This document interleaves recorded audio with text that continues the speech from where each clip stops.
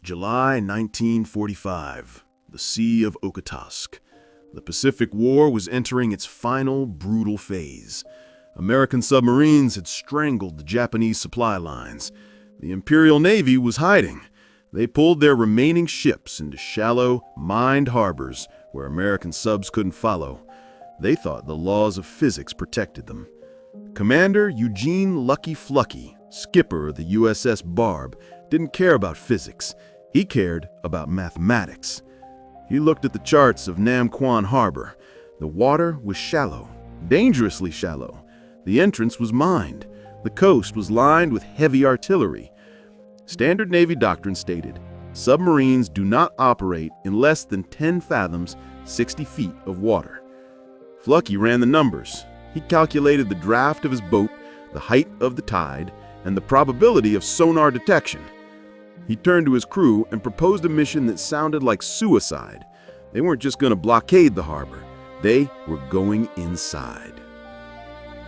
The USS Barb SS-220 was a Gato-class submarine, 311 feet of steel.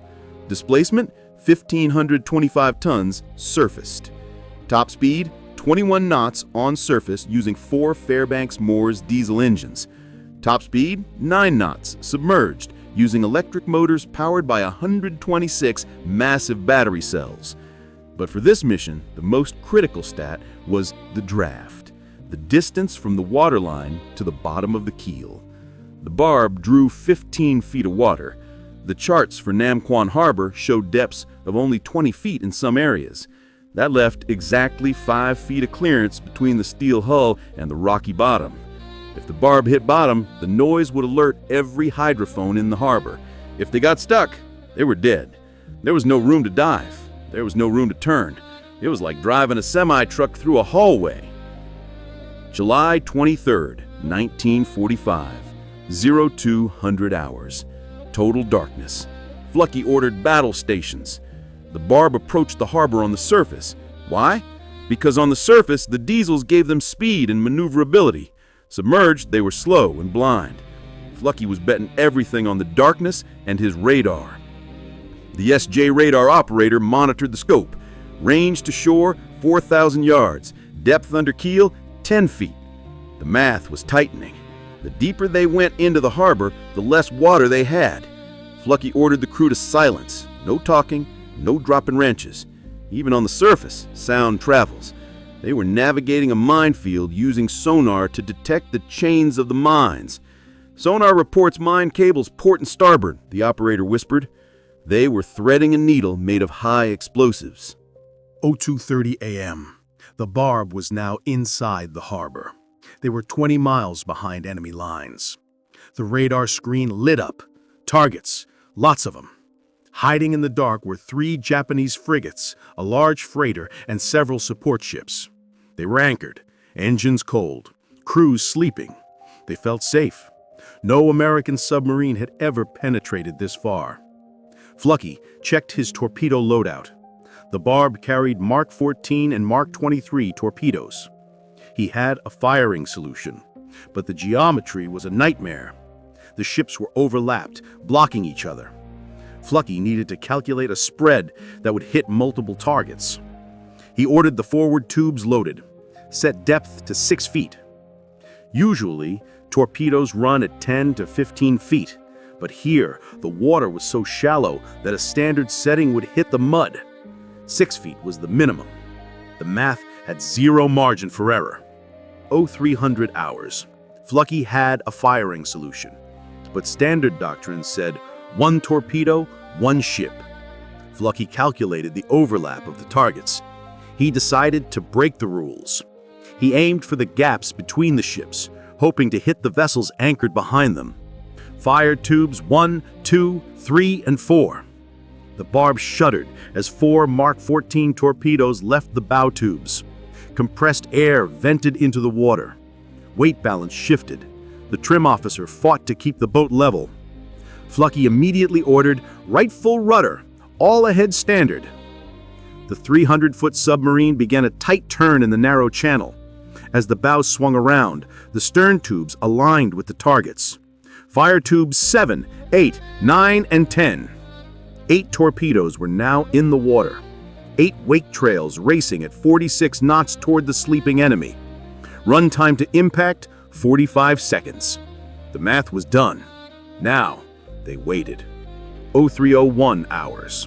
The math checked out. The first torpedo hit the flagship. A massive orange fireball lit up the harbor. Then the second, then the third. The echoes were deafening. One torpedo hit an ammunition ship. The explosion was so violent, it shook the Barb located 2,000 yards away. Shrapnel rained down on the water. The night turned into day. Fluckey watched through the binoculars. He didn't cheer. He counted. Target 1, sinking. Target 2, burning. Target 3, ammunition cook-off. In less than 60 seconds, the USS Barb had gutted the Japanese supply squadron. But the explosion did something else. It woke up the entire Japanese coastal defense network. Searchlights snapped on. Air raid sirens began to wail. The element of surprise was gone. Now it was a race. All ahead emergency, flank speed. Fluckey demanded everything the Fairbanks Morse diesels could give. The engine screamed, pushing the RPMs into the red zone. The Barb surged forward, speed 18 knots, 19 knots, 21 knots. They were racing back toward the minefield, but now they weren't creeping, they were sprinting. The shallow water created a hydrodynamic anomaly. At 21 knots in 20 feet of water, the propeller suction was enormous. A massive rooster-tail wake rose behind the submarine, 10 feet high. To the Japanese radar operators on the shore, this massive wake didn't look like a submarine. It looked like a battleship. They thought an American destroyer had entered the harbor. Fluckey used this confusion. He steered the boat wildly, zigzagging to dodge the mine buoys he could barely see in the dark. 0315 hours. The Japanese shore batteries opened fire. Heavy caliber shells whistled overhead. Splashes erupted around the Barb. The water depth was the enemy now. Depth under teal, 4 feet. If they hit a sandbar at 21 knots, the hull would rupture. The crew would be thrown forward with lethal force. Fluckey stayed on the bridge, exposed to the shrapnel, reading the water. He was navigating by the color of the waves. Dark water meant safety. White water meant rocks. A shell landed 50 yards off the starboard bow. Fluckey ordered, "Course 090, cut the corner." He drove the sub over an uncharted area marked as unnavigable on the charts. He gambled that the high tide would give them just enough clearance. The keel scraped the mud.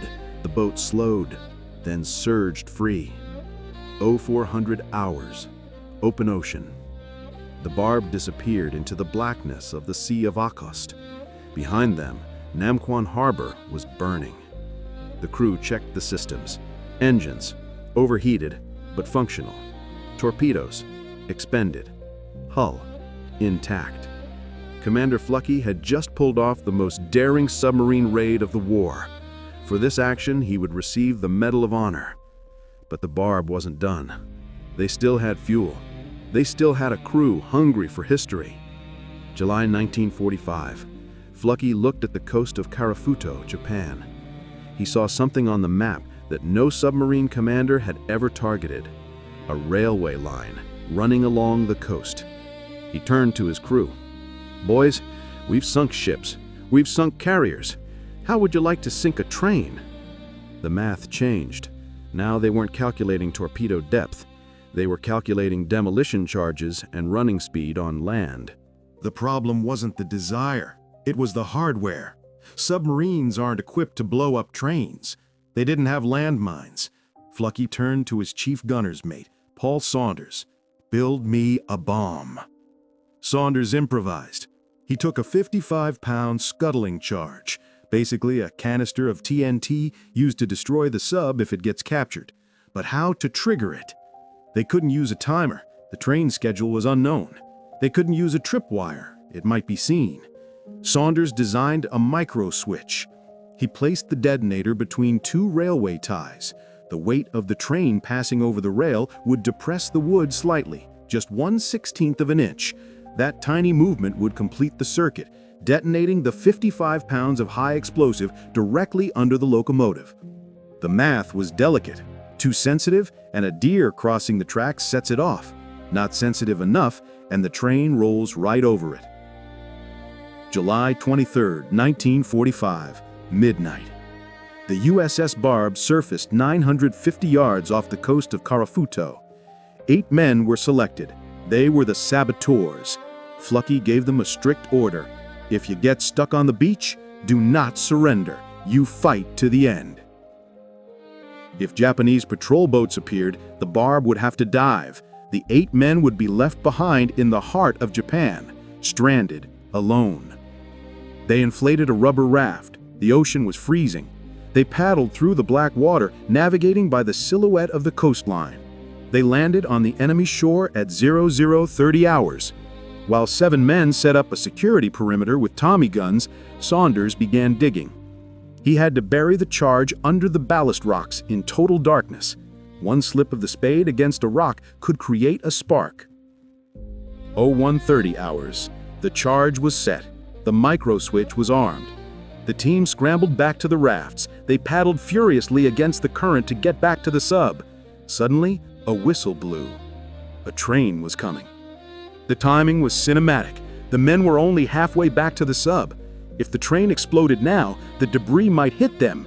If the train saw them, the alarm would be raised. Fluckey watched from the bridge.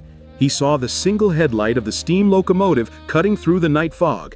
It was a 16-car supply train heading north. It was racing toward the exact spot where Saunders had buried the switch. Distance, 500 yards. Speed, 40 miles per hour. The physics of destruction were in motion. 0147 hours. The locomotive wheel hit the pressure switch. The 55-pound charge detonated. The explosion was colossal. The boiler of the locomotive ruptured, adding steam pressure to the TNT blast. The engine was thrown 200 feet into the air. The cars behind it accordioned, piling up in a twisted mass of burning steel. The shockwave hit the men in the rubber boats. On the bridge of the Barb, Fluckey grabbed the microphone. "Heat 'em up!" The explosion was so bright they could read charts on the bridge. Pieces of the train were raining down like meteors. The USS Barb had just become the first and only submarine in history to sink a train. The Barb slipped away into the night before the Japanese knew what hit them.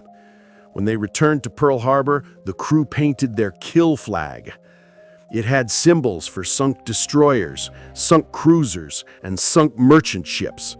But at the bottom, there was a symbol that no other Navy ship possessed: a silhouette of a steam locomotive.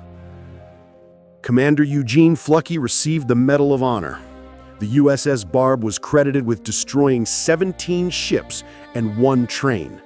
It remains one of the most aggressive, mathematically precise, and absolutely insane patrols in naval history. They proved that for American sailors, the coastline is just a suggestion. If you enjoyed this story of the submarine that went off-roading, hit that subscribe button. We have more stories of impossible missions coming up.